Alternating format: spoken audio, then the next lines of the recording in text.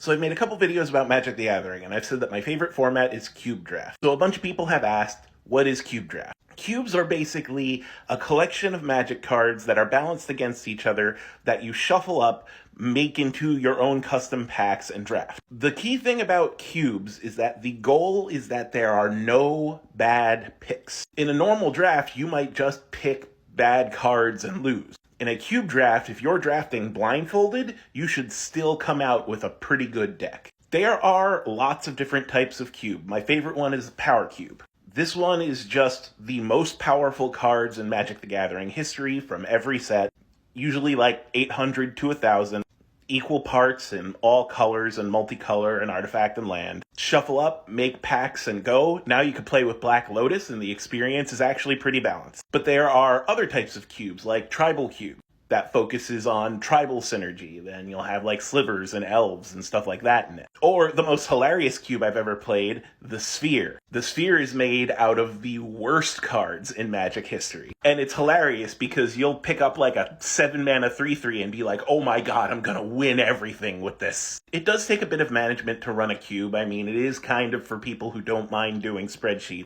because you do have to make sure that all the cards in your cube are equally represented. There's enough low mana cards, there's enough high mana cards, there's enough one color, two color cards, cards that require two of the same color mana. But once you're off and running, you only need to update it like every time there's a new set in Magic. You could just add things that appear to fit the theme of your cube, and remove the ugly babies that people think suck. In general, you build your cube the same way you build a deck when you're drafting. Make the mana curve good, make sure that all aspects of the strategy are represented, and there you go. And since everyone's cube is different, they shine through their personality, and I think that that's really neat. Cube drafting is definitely my favorite form of Magic. It's just so much fun. And my best piece of advice for you, if you're getting started, is just proxy the whole damn thing.